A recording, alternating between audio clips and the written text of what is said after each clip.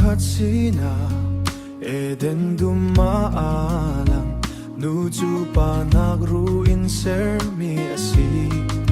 siya herin an ilamton dang long chunan tleilaw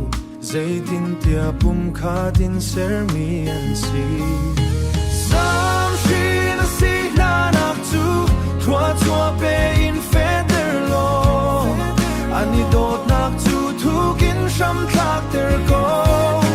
sem po toilet thua chua za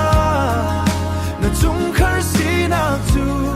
na mui mai chuang in tin chau ter na ching la rual chan lo nak ti in lung der la u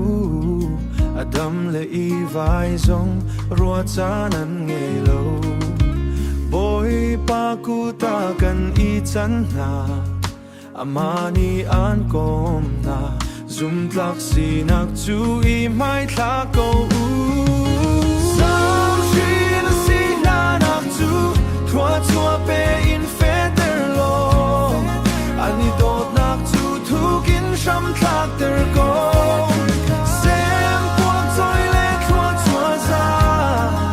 na chung khar si nak chu na mui mai chuang in tin chau ter na hi lei chung cho le va in bia kam na kan tua lo kri dot nak chu nga kan tua sam shin si na nak chu thua chua pe in federlo ani dot nak chu thukin sham thak ter ko